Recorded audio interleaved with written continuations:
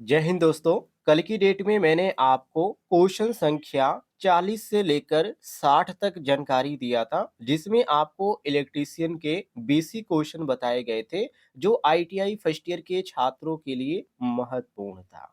और आज हम स्टार्ट करने वाले हैं क्वेश्चन संख्या 61 से, जिसमें आपको आईटीआई फर्स्ट ईयर का मोस्ट इंपॉर्टेंट क्वेश्चन बताया जाएगा, जिसमें आपको दो चैप्टर से क्वेश्चन देखने को मिलेंगे। पहला चैप्टर विद्युत कार के लिए औजार और दूसरा जो चैप्टर है विद्युतीय पदार्थ एवं केबल, उससे आपको यहाँ पर क्वेश्चन देखने को मिलेगा। तो चलिए क्वेश्चन संख्या 61 से स्टार्ट करते हैं।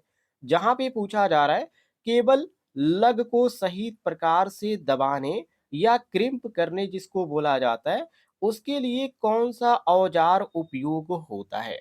तो इसके लिए हम उपयोग करते हैं क्रिम्पिंग टूल का। जी हाँ, क्रिम्पिंग टूल आपने नहीं देखा होगा तो एक बार गूगल कर लीजिएगा, आपको देखने को मिलेगा। ये जो क्रिम्पिंग टूल होता है, ये केबल को मजबूती से पकड़ने के लिए या एक तरह से कह सकते हैं कि सुरक्षा प्रदान करने के लिए इसका यहाँ पे इस्तेमाल किया जाता है क्रिम्पिंग टूल का। बाकी और भी यहाँ पे ऑप्शन दिए गए, जैसे ए ऑप्शन दिया गया कॉम्बिनेशन प्लायर। तो कॉम्बिनेशन प्लायर जो होता है, ये पकड़ने के लिए होता है या किसी भी धातु को या तार को कह सकते हैं, ये काटने में भी इसका उपयोग किया जाता है। तो ये क्रिम्पिंग टूल जो है अलग चीज है, और यहाँ पे कॉम्बिनेशन जो प्लायर है ये अलग चीज है, ये दोनों को ध्यान रखिएगा। और सी ऑप्शन दिया गया है फ्लैट छेनी। तो फ्लैट जो छेनी होता है, ये होता है धातु काटने के लिए और सतह पे एक तरह से आकार देने के लिए इसका उपयोग किया जाता है। डी ऑप्शन दिया गया पाइप रिंच। तो पाइप रिंच जो होता है, ये पकड़ने के लिए उपयोग किया जाता है, ये किसी भी विद्युत को काटने के लिए बिल्कुल भी नहीं किया जाता है। तो हमारा प्रश्न के अनुसार जो सही होगा वो ऑप्शन बी होगा, करेक्ट आंसर। आगे देखिए, प्रश्न संख्या 62, जहां पे पूछा जा रहा है भूमिगत केबल में सामान्यतः कौन सा इंसुलेशन पदार्थ उपयोग होता है। तो भूमिगत केबल में आपका एक ही होता है पीवीसी। जी हाँ, क्या होता है इस्तेमाल, पीवीसी होता है। और पीवीसी आपको यहाँ पर ए देखने को मिलता है। पीवीसी यहाँ पे तार का इसलिए इस्तेमाल किया जाता है, सबसे बड़ी चीज ये होती है कि सबसे ज्यादा यहाँ पे इंसुलेटेड होती है, एक तरह से इंसुलेटर इसमें कह सकते हैं कि यहाँ पे ज़्यादा प्रभावित होता है, जो कि नमी और जो रसायन है जो पृथ्वी के अंदर, उससे यहाँ पे ये सुरक्षा प्रदान करने में काम आती है। तो पीवीसी का ही इस्तेमाल किया जाता है। कपास का भी इस्तेमाल होता है, लेकिन ये उतना सही नहीं है, क्योंकि पुराने जो तार जो आपने देखे होंगे उसमें यहाँ पे कपास का उपयोग होता था, लेकिन इस समय जो है भूमिगत जब भी यहाँ पे केबल यहाँ पे होती है, तो उसमें आपको पीवीसी देखने को मिलता है, कपास देखने को नहीं मिलता है। तो इस समय हम देखें तो ये गलत ऑप्शन है। लकड़ी का तो बिल्कुल भी हम नहीं कर सकते, क्योंकि लकड़ी विद्युत इंसुलेशन है, लेकिन सीमित उपयोग के लिए ज़्यादा दिनों तक आप इसको भूमिगत केबल के में इस्तेमाल नहीं कर सकते। और डी ऑप्शन दिया गया पेपर बोर्ड। हालांकि पेपर बोर्ड कमजोर होता है, नमी से प्रभावित होता है, तो इसका तो हम इस्तेमाल बिल्कुल भी नहीं कर सकते। लेकिन हमारा प्रश्न के अनुसार जो सही होगा वो केवल ऑप्शन ए होगा, करेक्ट आंसर। आगे देखते हैं, प्रश्न संख्या 63, जहां पे साथियों पूछा जा रहा है घरेलू वायरिंग में कौन सा केबल उपयोग होता है। तो घरेलू वायरिंग में जो केबल इस्तेमाल किया जाता है वो होता है वी आई आर। जी हाँ, यहाँ पे जो आपको देखने को मिलता है वी आई आर, ये बिल्कुल आपका सही हो जाएगा, क्योंकि वी आई आर जो केबल है ये पुराने समय में भी उपयोग होता था और इस समय भी यहाँ पे ये ज्यादा इस्तेमाल किया जाता है। लेकिन इस समय यदि देखा जाए तो सबसे ज्यादा जो प्रचलित है वो पीवीसी इंसुलेटेड केबल ही है। ये आपका वी आई आर जो है इस समय बहुत ही कम इस्तेमाल किया जा रहा है, तो हम यहाँ पे ए ऑप्शन को गलत मारेंगे, ऑप्शन बी को बिल्कुल सही मारेंगे, क्योंकि पीवीसी केवल टिकाऊ होता है, सुरक्षित भी माना जाता है और एक तरह से नमी प्रतिरोधी भी होता है। तो घरेलू वायरिंग में इसका ज्यादा इस्तेमाल इस समय किया जा रहा है। बाकी पहले जो होता था वो वीआईआर केबल का ज्यादा होता था, लेकिन वर्तमान में घरेलू वायरिंग में इसका उपयोग बहुत ही कम हो रहा है। और सी ऑप्शन देखें तो यहाँ पे दिया गया लेड शीथ केबल। तो ये जो केबल होता है औद्योगिक जो क्षेत्र है उनमें यहाँ पे ज्यादातर देखने को मिलता है, ज्यादा दिनों तक ये चलता है। तो ये जो होता है घरों के लिए नहीं होता है, और क्वेश्चन में घरों की बात किया गया है, तो यहाँ पे हम घरों में इसका इस्तेमाल बिल्कुल भी नहीं करते हैं। और डी ऑप्शन दिया गया वेदर प्रूफ केबल। तो वेदर प्रूफ जो केबल होते हैं ये बाहरी खुले स्थानों के लिए होते हैं, नमी से इनका कोई संबंध नहीं होता है और खासकर यदि घरेलू की बात करें तो घरेलू में भी इसका इस्तेमाल नहीं किया जाता है। तो हमारा प्रश्न के अनुसार जो सही होगा, केवल ऑप्शन बी होगा करेक्ट आंसर। आगे बढ़ते हैं। प्रश्न संख्या 64 जहाँ पे पूछा जा रहा है कि परिपथ की निरंतरता जांचने के लिए कौन सा यंत्र उपयोग होता है? निरंतरता मतलब यहाँ पे कंटिन्यूटी की बात किया जा रहा है। फाल्ट वोल्ट की यहाँ पे चीजें जो होती है उसको यहाँ पे एक तरह से जो जांच में इस्तेमाल किया जाता है उसके बारे में यहाँ पे पूछा जा रहा है। तो इसके लिए यहाँ पे कंटिन्यूटी टेस्टर होता है। जी हाँ, जो कंटिन्यूटी टेस्टर होता है ये सर्किट को एक तरह से पूरा यहाँ पर देखता है और जो टूटा हुआ है उसकी यहाँ पे जांच करने में ये मदद करता है। तो ऑप्शन यहाँ पे आपका भी सही होगा। बाकी ए ऑप्शन दिया गया टेस्ट लैंप। तो टेस्ट लैंप जो होता है ये सप्लाई को केवल दर्शाता है। ये ध्यान रखिएगा कि सप्लाई है या नहीं है। बाकी ये कंटिन्यूटी को नहीं दर्शाता है। और सी ऑप्शन दिया गया अर्थ टेस्टर। तो अर्थ टेस्टर जो होता है ये केवल अर्थ प्रतिरोध मापने के काम आता है। और डी ऑप्शन दिया गया हाइड्रोमीटर। तो ये तो केवल एक तरह से देखा जाए तो जो बैटरी इलेक्ट्रोलाइट होती है वो जो विशिष्ट गुरुत्व होता है उसका वो मापने के लिए ये इस्तेमाल किया जाता है हाइड्रोमीटर का। ये अलग चीज है। हमारा प्रश्न के अनुसार जो सही होगा वो केवल ऑप्शन बी होगा करेक्ट आंसर। आगे बढ़ते हैं। प्रश्न संख्या यहाँ पे 65 को देखिए जहाँ पे पूछा जा रहा है घरेलू वायरिंग में कौन सा चालक पदार्थ अधिक उपयोग होता है? तो घरेलू वायरिंग में हम साथियों देखें तो इस समय यहाँ पे कॉपर का इस्तेमाल ज्यादा किया जा रहा है। जी हाँ, क्योंकि कॉपर जो है एक तरह से देखा जाए तो ये काफ़ी अच्छा है, क्योंकि चालकता इसका काफ़ी अच्छा है, हाई है, मजबूती भी है और कम प्रतिरोध के कारण इसका इस्तेमाल ज़्यादातर किया जा रहा है। तो यहाँ पर आपका भी सही होगा। बाकी लोहा में तो बहुत ही ज़्यादा आपको प्रतिरोध देखने को मिलेगा। लोहे का जो प्रतिरोध होता है काफ़ी अधिक होता है, तो घरेलू वायरिंग के लिए तो इसका इस्तेमाल हम बिल्कुल भी नहीं कर सकते। टीन का भी नहीं कर सकते, क्योंकि टीन जो होता है ये कोटिंग कार्यों के लिए होता है, ये वायरिंग के लिए नहीं होता है। जस्ता जो कि जो गैल्वेनाइजिंग जो होता है जस्ता वो अलग इसका उपयोग किया जाता है। इसका भी वायरिंग में इस्तेमाल नहीं किया जाता है। तो ऑप्शन यहाँ पे केवल हमारा बी सही हो जाएगा। आगे बढ़ते हैं। प्रश्न संख्या 66 जहाँ पे पूछा जा रहा है ड्रिल किए गए छेद से बर हटाने के लिए कौन सा औजार उपयोग किया जाता है?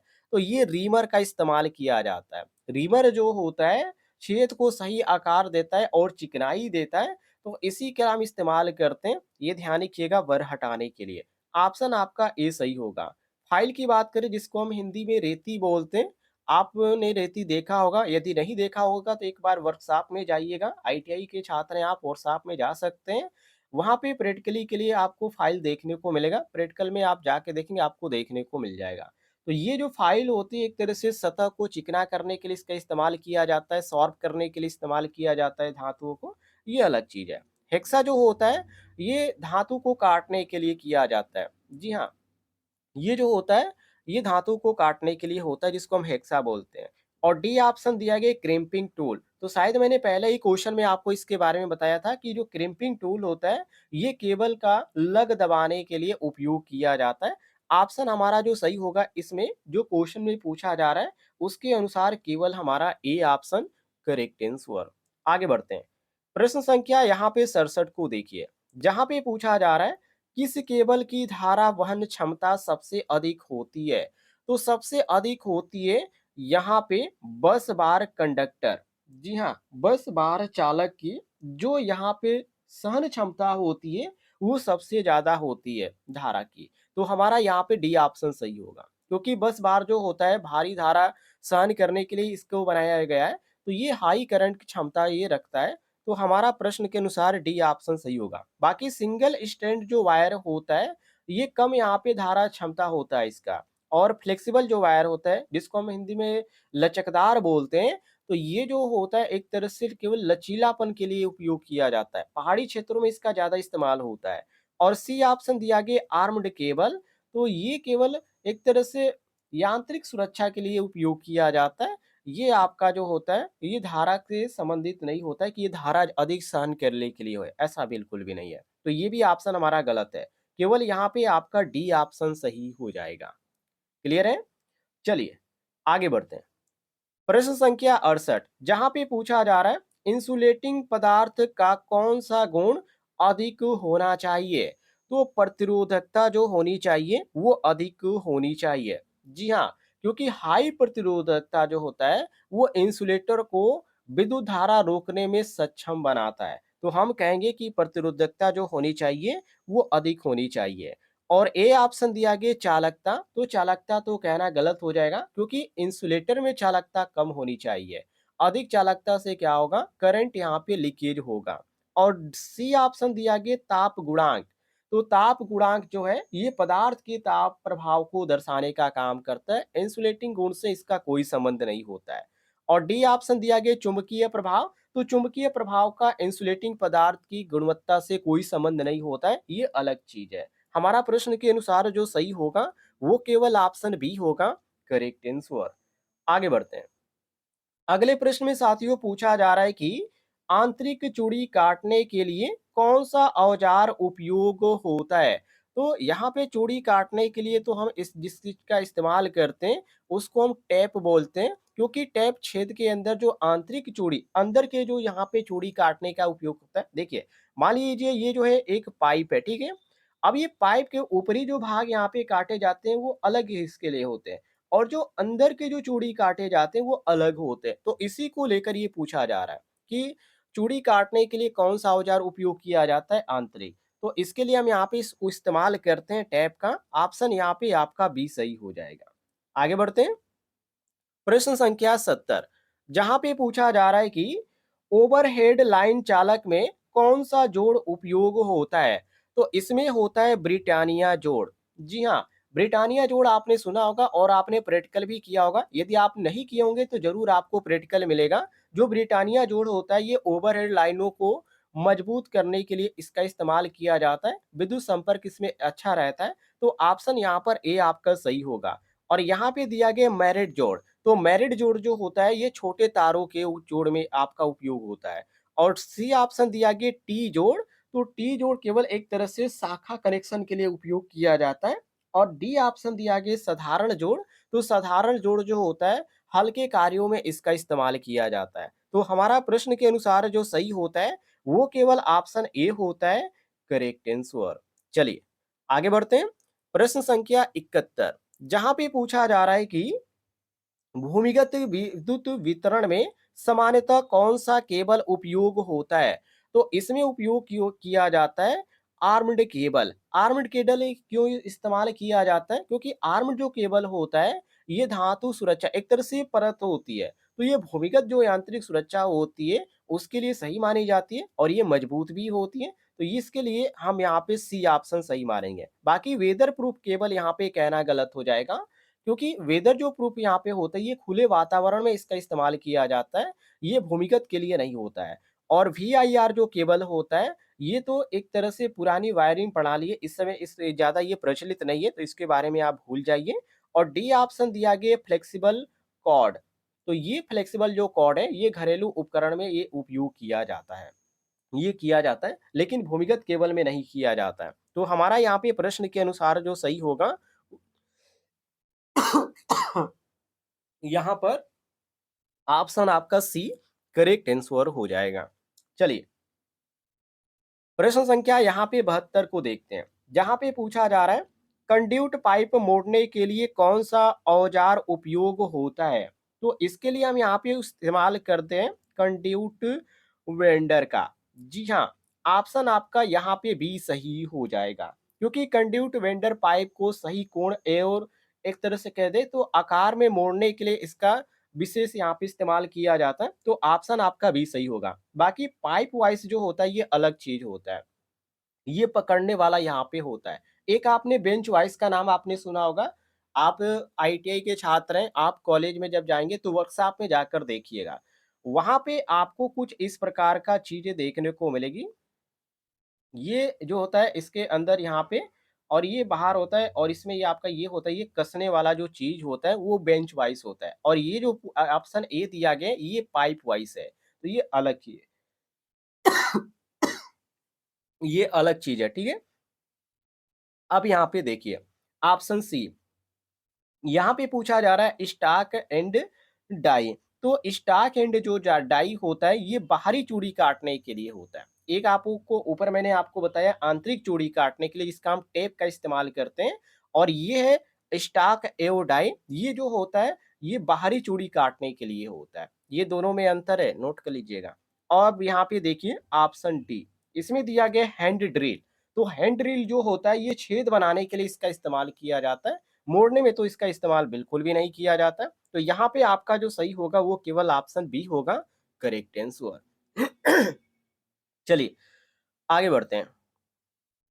प्रश्न संख्या 73, जहां पे पूछा जा रहा है फ्यूज तार बनाने में कौन सा पदार्थ उपयोग होता है। तो फ्यूज के लिए हम इस्तेमाल करते हैं टीन सीसा का मिश्रण, जो कि यहाँ पे कह सकते हैं मिश्र धातु। ऑप्शन आपका यहाँ पे सी करेक्ट आंसर हो जाएगा, क्योंकि मिश्र धातु का जो गलनांक होता है वो कम होता है। तो अधिक जब भी यहाँ पे धारा प्रवाहित होती है तो ये बहुत ही जल्द यहाँ पे पिघल जाता है, और जब यहाँ पे पिघल जाता है तो एक तरह से कनेक्शन जो होता है वो कट जाता है, जो धारा का कनेक्शन होता है वो कट जाता है, तो यहाँ पे सुरक्षा मिलती है। तो ऑप्शन यहाँ पे आपका सी सही होगा। बाकी तांबा का इस्तेमाल तो बहुत ही यहाँ पे कम है, हालांकि तांबे का गलनांक जो होता है अधिक होता है, इसलिए फ्यूज तार के लिए तो उपयोग नहीं माना जाता है। और यहाँ पे बी ऑप्शन दिया गया एल्युमिनियम, तो एल्युमिनियम जो होता है ये हल्का चालक होता है, ये फ्यूज तार के लिए बिल्कुल इस्तेमाल नहीं किया जाता है। लोहा भी तो बिल्कुल नहीं। हमारा प्रश्न के अनुसार केवल यहाँ पे सी ऑप्शन सही हो जाएगा। आगे देखते हैं।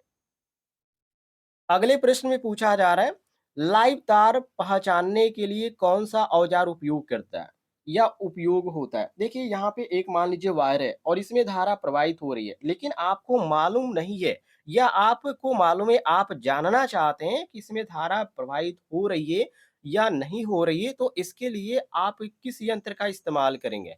तो इसके लिए हम इस्तेमाल करेंगे साथियों एक टेस्टर का, जिसको हम बोलते हैं नियान टेस्टर। जी हाँ, नियान जो टेस्टर होता है लाइव फेज तार पहचानने के लिए ही इस्तेमाल किया जाता है। तो ये जो होता है इसमें लैंप होता है, जब इसके करीब आप लेकर आएँगे तो इसमें यहाँ पे नियान जो लैंप होता है वो चमकता है। तो इससे ये पता चलता है कि यहाँ पे इसमें जो है यहाँ पे करंट है। तो ऑप्शन यहाँ पे आपका भी सही होगा। बाकी पोकर तो ये आपका धातु होता है, एक छड़ की तरह होता है। ये जो होता है एक तरह से कह सकते हैं कि ये इसे पोकर होता है जो छेदने के काम ये ज़्यादा आता है। छोटी जो जो धातुएँ होती हैं, लकड़ी-उकड़ी जो होती है, उसमें यहाँ पे छेदने के लिए होता है। आइए पोकर का इस्तेमाल ज़्यादातर इलेक्ट्रीशियन बोर्ड बनाने में करते हैं। जो अब यहाँ पे क स्क्रू जो होता है कसने में जो इस्तेमाल किया जाता है, तो जो छेद किया जाता है, आपने देखा होगा पोकर का। मैं यहाँ पे कुछ आपको हिंट देता हूँ। ये देखिए, कुछ इस प्रकार होता है। ये आपका आगे का जो भाग होता है, ये बिल्कुल यहाँ पे शार्प होता है और ये कुछ इस प्रकार को आपको देखने को मिलता है। ठीक है? ये होता है और ये इसी को पोकर बोला जाता है। और यहाँ पे दिया गया सी ऑप्शन ट्राई स्क्वायर, तो ट्राई स्क्वायर समकोण जो जो होता है वो जाँचने में इस्तेमाल किया जाता है। और पूलर भी तो अलग चीज़ है, क्योंकि पूलर भी जो होता है वो एक तरह से किसी भी वस्तु को खींचने में इसका केवल इस्तेमाल किया जाता है पूलर का, ये भी अलग चीज़ है। हमारा प्रश्न में जो पूछा जा रहा है लाइव तार पहचानने के लिए कौन-सा औज़ार उपयोग होता है? तो ये नियॉन टेस्टर का इस्तेमाल होता है। ऑप्शन आपका यहाँ पे सी करेक्ट आंसर हो जाएगा। चलिए प्रश्न संख्या यहाँ पे 75 को देखते हैं, जहाँ पे पूछा जा रहा है चालक पदार्थ का कौन सा गुण कम होना चाहिए। तो प्रतिरोधकता जो होनी चाहिए वो कम होनी चाहिए, क्योंकि प्रतिरोधकता जब कम होगा तो यहाँ पे हाई यहाँ पे कह सकते हैं कि इसमें यहाँ पे शक्ति यहाँ पे प्रतिरोधकता जो रहेगा यहाँ पे कम होगा, तो यहाँ पे चालक यहाँ पे अच्छा रहेगा, दक्षता जो होगी वो अधिक होगी। तो ये आप कह सकते हैं कि कम प्रतिरोधकता वाले जो चालक होते हैं उसमें शक्ति हानि कम होती है और दक्षता क्या होती है, अधिक होती है। तो ये आपका सही होगा ऑप्शन बी करेक्ट आंसर। बाकी चालकता की बात करें तो चालकता यहाँ पे जो ऑप्शन ए दिया गया है, चालकता पदार्थ में चालक पदार्थ में जो चालकता होता है वो अधिक होनी चाहिए, ताकि धारा आसानी से प्रवाहित हो सके। तन्यता की हम यहाँ पे बात करें तो ये अधिक होने से तार जो होता है आसानी से बन जाता है। और डी ऑप्शन दिया गया तन्य शक्ति, ये तो अलग चीज़ है, क्योंकि अधिक तन्य शक्ति जो होती है वो चालक को मजबूत बनाती है। पर जब ओवरलोड लाइनें में इसकी जब बात किया जाता है, वहाँ पर केवल इसका इस्तेमाल किया जाता है।